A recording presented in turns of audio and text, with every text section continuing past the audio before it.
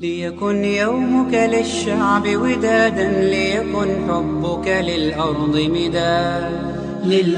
مداد قلم أنت فكم عبرت عنا وبنيت المجد أطوادا يدخل به في حصنه من شر الشيطان وأذاه ومداخله ووسواسه. صلى الله وسلم على من حصن أمته بهديه وتذكيره وتنبيهه وتعليمه حتى تركها على المحجة البيضاء ليلها كنهارها. اللهم صل وسلم وبارك على سيدنا ومولانا محمد وعلى آل بيته وأصحابه وعلى تابعيهم والتابعين لهم بإحسان إلى يوم الدين. كان الحديث في المجلس الماضي. На прошлой встрече мы рассказали о методах, способствующих отличию хорошей мысли от плохой.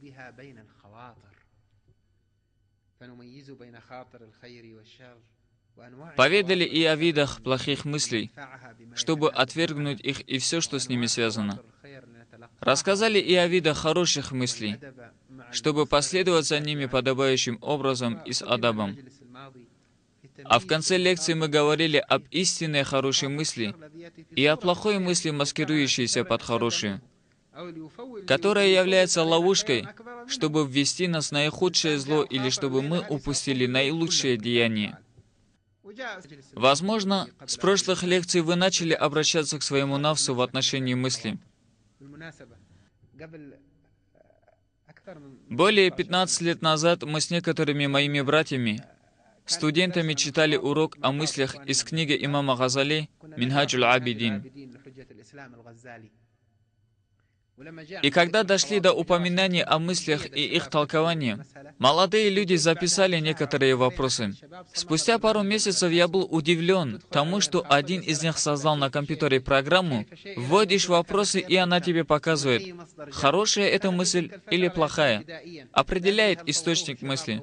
В тот период я не знал, это работа молодых или нет. Однако эту возможность можно использовать в распространении этого знания между нами. Сегодня на нашем пути к Аллаху мы нуждаемся в том, чтобы эти знания были среди нас. Необходимо выявить их на разных уровнях, в школах, университетах, на рынках, мечети, в наших взаимоотношениях, во всех состояниях. Давайте обсуждать друг с другом то, что будет помогать нам на пути Аллаха.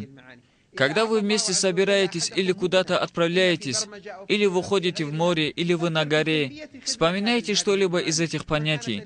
Если Аллах дал кому-то из вас какую-либо возможность способствовать распространению этих знаний через компьютер или в какой-то другой форме, то какая бы возможность ни была, размышляйте о том, как лучше помочь распространению этой информации. Установите самые разные возможности для оживления этих знаний среди уммы, потому что это душа религии. Ведь на этом строится развитие нашей уммы.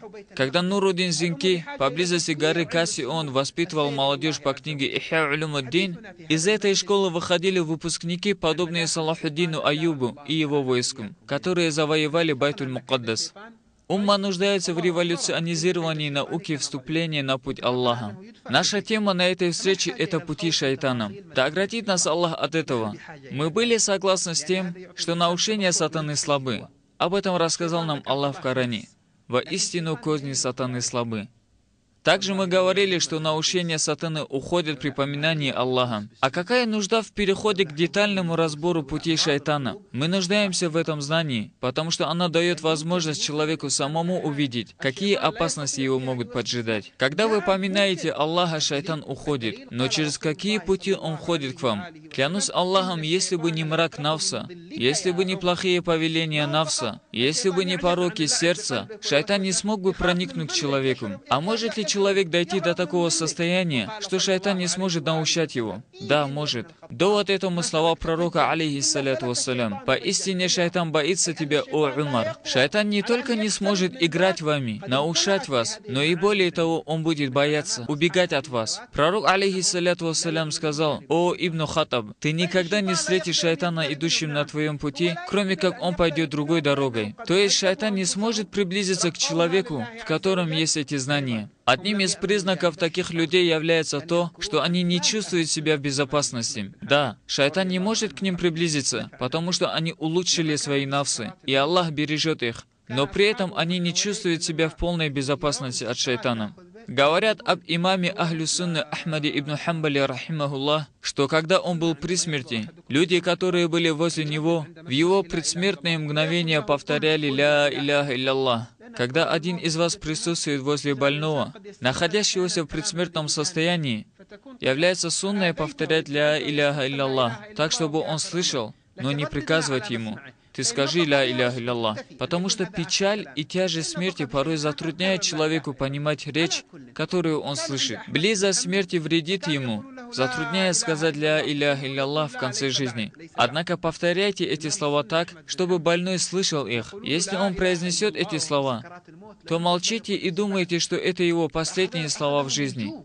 А если после этого он скажет что-либо другое, то вновь повторяйте «Ля иляха илляллах». Так вот, люди, которые были возле имама Ахлу-Сунны Ахмада ибн Хамбала, рахимахуллах, находящегося при смерти, повторяли слова «Ля иляха илляллах», а он говорил «нет еще, после». Находившиеся рядом его ученики и любящие его удивились, испугались, взволновались. Потом он немного очнулся, приоткрыл глаза и спросил дважды: «Говорил ли я что-нибудь?»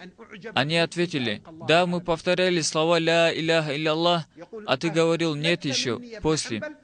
Я не говорил с вами. Шайтан выявился во мне, да убережет нас Аллах от этого. И шайтан сказал мне: ушел ты от меня, о Ибн Хамбал. Я желал, чтобы ты удивился посредством меня, и Аллах ввел тебя в удивление. На что я ответил ему: нет, после.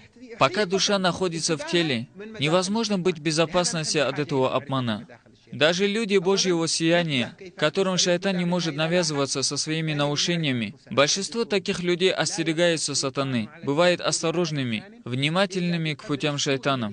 По этой причине мы нуждаемся в знаниях о путях шайтана. Во-первых, надо знать, как просить защиты от шайтана, как познать наши нафсы. Шайтан не сможет влиять на нас, кроме как в зависимости от того зла, который есть в нафсе. Насколько в человеке есть недостаток, настолько и шайтан может проникнуть.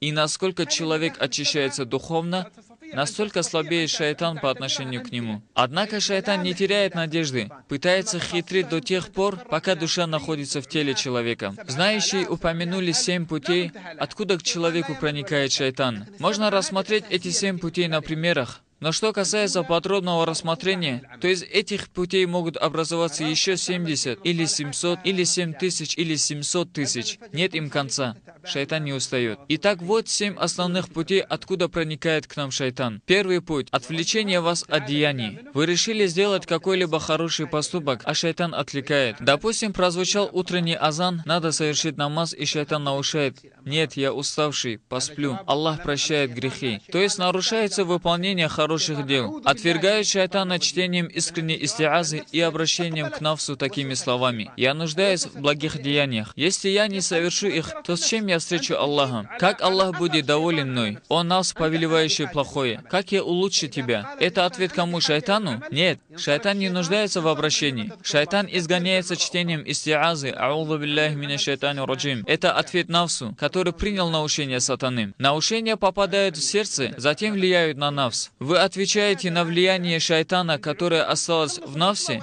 что нуждаетесь в деяниях. Когда человек скажет, что нуждается в деяниях, уходит ли шайтан? Нет, шайтан уходит при поминании Аллаха и возвращается, когда перестанете поминать Всевышнего. Порой шайтан говорит вам: сделай деяние, но не сейчас. Это второй путь шайтана. Второй путь – откладывание. Чуть позже сделаешь, завтра, послезавтра, на выходных. Сейчас начались каникулы, после каникул, иншаллах, буду постоянен в намазе, после начну соблюдать порядок в молитве. Когда дело касается заката, шайтан вас наушает: вот закончу определенную сделку и начну выплачивать закат. Когда дело касается оставления ростовщичества, шайтан тоже не дремлет и внушает: нет проблем, у меня осталось определенное дело, чтобы выйти на определенный уровень доходов. Откладывание на завтра, послезавтра. Завтра, послезавтра, когда женюсь, иншаллах, мое поклонение будет полноценным. Откладывание есть второй путь шайтана. Каково же лечение от этого? По отношению к шайтану это чтение истиазы. Поминание Аллаха отводит шайтана, а по отношению к нафсу тут 2 вида лечения. Первое – поминание смерти.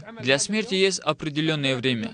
И, предположим, наступила смерть, пока вы еще не женились, и спросят вас, как вы вели себя по отношению к Аллаху. Вы ответите: «О Аллах, я желал творить благое, но не был женат». Или наступила смерть до того, как вы оставили ростовщичество, до завершения выходных. Поминайте смерть.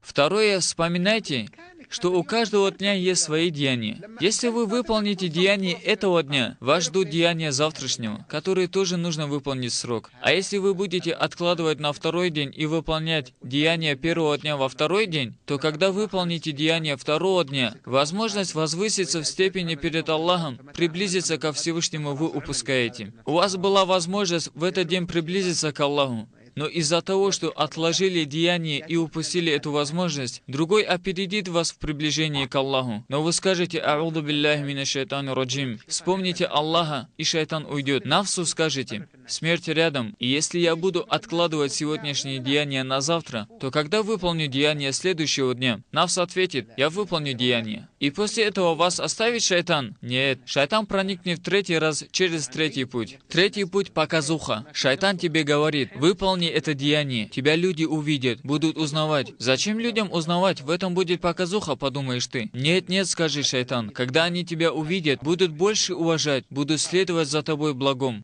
Хорошо, буду следовать благом. Кто-то милостыню даст. Порой шайтан играет нами, просит: скажи, я сделал такое и такое. Однажды к имаму Шаарани, рахимахуллах, подошел один из его учеников, который был продавцом, и сказал: «О наш господин, я слышал, как вы рассказывали о достоинстве тайной милостыни, и я решил дать тайную милость. Укажите мне на нуждающихся в милостыне. Я пойду ночью. Я не вижу твою тайную милость пригодной, о брат», — ответил шейх. «Испытайте меня», — попросил ученик. «А ты будешь проявлять терпение?» — спросил шейх. «Да, буду», — заверил тот. «Хорошо», — согласился Шаарани и сказал ему: «На определенной улице есть добросовестная семья из Ахлю Байта. Они нуждающиеся. Не говори об этом людям. Неосведомленные считают их богачами по причине их скромности. Да воздаст тебе Аллах», — ответил ученик. Ночью с кошельком золота он отправился к этой семье, открыл дверь и, не дожидаясь, пока его заметят, оставил кошелек и ушел. На другой день пришел на маджлис Абдул-Вахаб Шаарани, там же был и его ученик. Шейх молчал, и ученик молчал, но в душе желал заговорить. И, наконец, сказал: «О наш шейх, у меня радость для вас. Хвала Аллаху, в эти дни распространилась тайная милость среди людей». Имам Шаарани просто улыбнулся. Через некоторое время, когда стали уже говорить о других вещах, ученик вновь обратился к шейху: «О наш господин, до меня дошло, что на определенной улице было уделено внимание тайной милостыне». Имам Шаарани засмеялся. «Занимающийся торговлей желает подать тайную милостыню», — не успокаивался ученик. И шейх тогда сказал: «Я же тебе говорил не хвастаться после тайной милостыни». Третий путь, откуда к нам проникает шайтан, это показуха. Шайтан нам говорит: ты сейчас встань, и когда люди начнут идти в мечеть, опереди их, чтобы они тебя застали в мечети поклоняющимся. Это показуха. Показуха — это желание, чтобы люди заметили наши деяния, похвалили, чтобы мы возвысились перед людьми. В чем ошибка? В том, что нам недостаточно того, что на нас смотрит Аллах. Если бы в сердце был Аллах, то не стали бы искать место для людей. Шайтана отгоняет поминание Всевышнего, но остается влияние в нафсе. Надо обратиться к нафсу. О нафс, разве ты не достиг степени, которая является достаточным то, что Аллах смотрит на тебя? Это и есть лечение. Это болезнь, которую нужно лечить. В следующих встречах мы подробно расскажем о показухе, иншаллах. Четвертый путь. Шайтан призывает быстро выполнять поклонение. Шайтан говорит: быстрее завершай. И человек быстро совершает намаз. Побуждает быстро выполнять, чтобы в деяниях не было смиренности. Пока мы совершаем деяния, шайтан по мере сил пытается отвлечь нас, поторопить, толкает нас на показуху. Шайтан говорит: быстро, быстро заканчивай. Сколько уже Коран прочитал? Когда наступает месяц Рамазан, видишь некоторых читающих Коран, которые считают, сколько страниц джузов они прочитали, без размышления, без смиренности. Это спешка от шайтана. Если прибегнуть к защите от шайтана к Аллаху, то шайтан уйдет.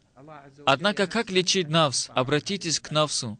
О нафс, Аллах достаточен для этого поклонения. Я нуждаюсь в довольстве Аллаха. смиренности, думать об Аллахе, потому что это душа поклонений. Без смиренности совершающий намаз, в спешке поклоняющийся без хузура, подобен тому, кто ведет царю мертвых животных, ведет красивую лошадь, но мертвую. Какая польза от такого подарка? Не поклоняйтесь Аллаху без смиренности. Пятый путь. Шайтан приходит к нам и говорит: «Маша Аллах, какой ты». Шайтан обратился к вам, пытался отвлечь вас, не получилось. Призывал откладывать деяния, не получилось. Желал выявить показуху, не получилось. Торопил, не получилось. И тут шайтан говорит: «Кто еще есть подобный тебе?»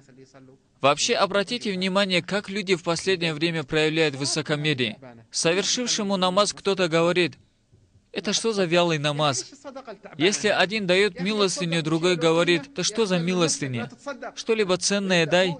Он начинает жить как учитель для других в благих деяниях. Высокомерие сжигает нравственные качества. Почему? Потому что в нем есть мрак. На прошлой встрече мы рассказывали, что для благих деяний, совершаемых нами, есть начало. И эта мысль откуда поступила? От Аллаха или от ангела? Как можно самодовольствоваться, если это Аллах дал тебе? Прочти истиазу, шайтан уйдет. И лечи эту болезнь. Скажи: «О нафс, повелевающий плохое, постыдись. Свои деяния не стоит высоко возносить».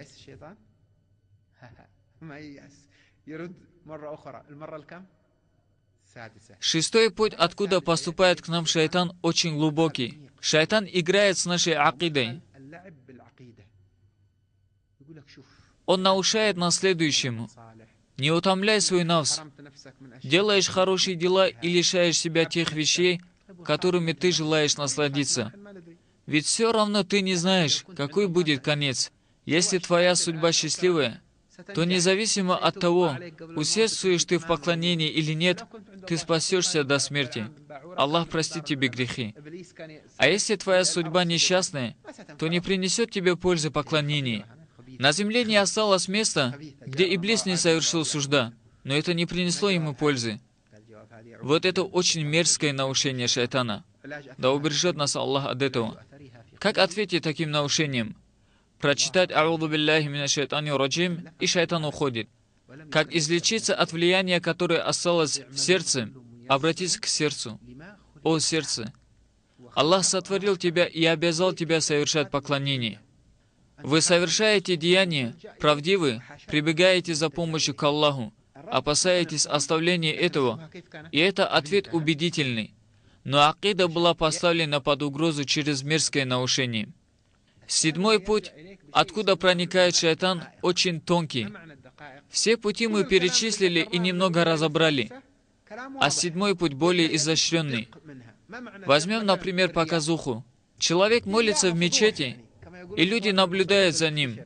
Он улучшает намаз, старается быть смиренным, и один из них присутствующих удивляется, насколько на него смотрят, настолько он увеличивает смирение. После завершения намаза один из них подходит, проявляя адаб, и говорит: «Брат, сделай мне дуа. Ты хороший человек. Совершаешь желательный намаз, и такая смиренность, маша Аллах».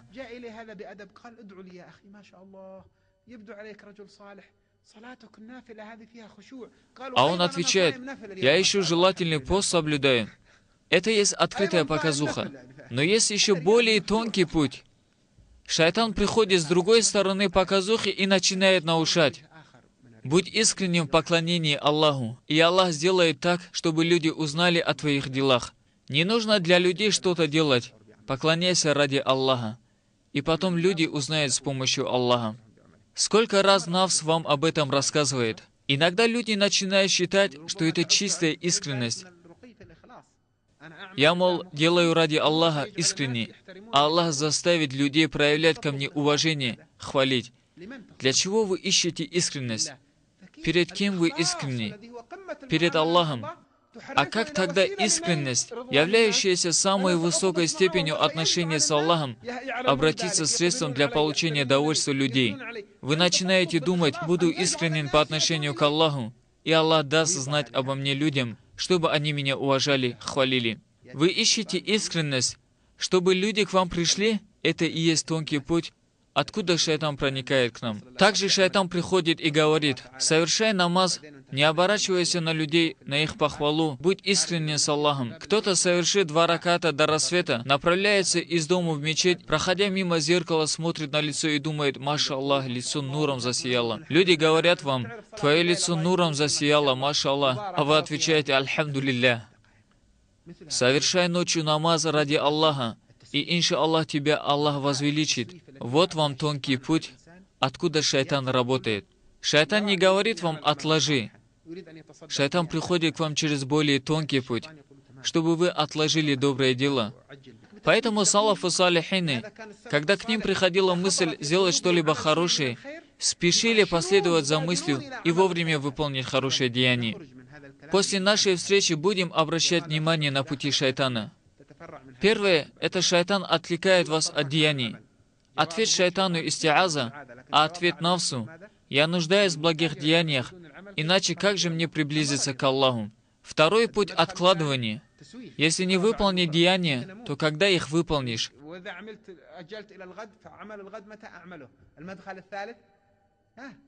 Третий путь — показуха. Скажи навсу: взор Аллаха достойнее всего. Четвертый путь — спешка. Скажем навсу: нет, душа поклонения — это смиренность.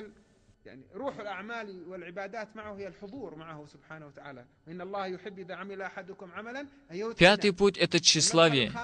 Да убережет нас Аллах. Если бы Аллах не дал возможности, то мы не смогли бы выполнить деяние. Это милость Аллаха.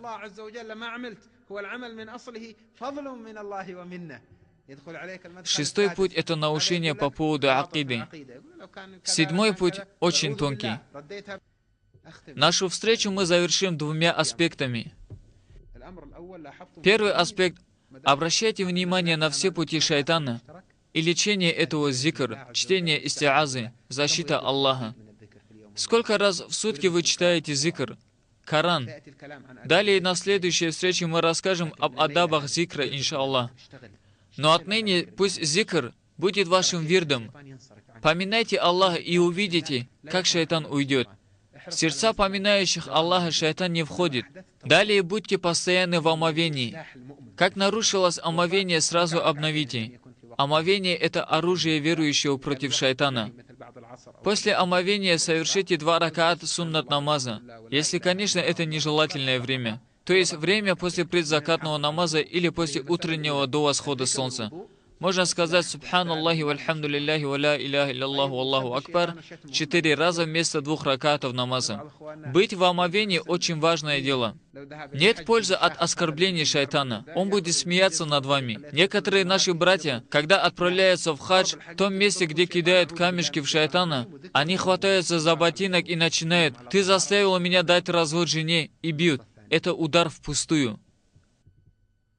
Шайтана бьют словами «А'уду билляхи минаш шайтани раджим», поминанием, постоянством в омовении, в отходе ко сну с омовением, проснувшись к омовению. Второй аспект из этой лекции: вы узнали, что у вас есть враг, который подстерегает вас. Когда вы знаете, что есть враг, который вас подстерегает, что будете делать?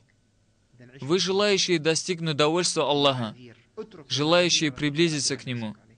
Не будьте довольны тем, чтобы упускать дни и ночи без отношения с Аллахом. Оставьте отговорки шайтана, который говорит то и это. Читайте истиазу, обращайтесь к Аллаху. Вы желаете жить бдительно, вы в сражении. Постоянство праведности с Аллахом покажет вам, как будет развиваться сияние Аллаха в ваших сердцах. Горечь сражения с шайтаном превратится в наслаждение. Если все наслаждения земного мира собрать в одно целое, то оно не сравнится с наслаждением познания Аллаха, приближения к Нему. Один человек сказал: если бы цари нашли какую-либо часть наслаждения от ночного поклонения, то они были бы стойкими в этом даже под ударами сабель. Подумайте, почему мы сравнили царей с наслаждением? Потому что цари после получения имущества не ищут ничего, кроме наслаждений. Ищите это чувство удовольствия, которое превосходит то, что находят цари. Да дарует нам Аллах праведность и убережет от шайтанов. Мир и благословение нашему господину Мухаммаду, алейхиссаляту вассалям. Вся хвала Господу миров.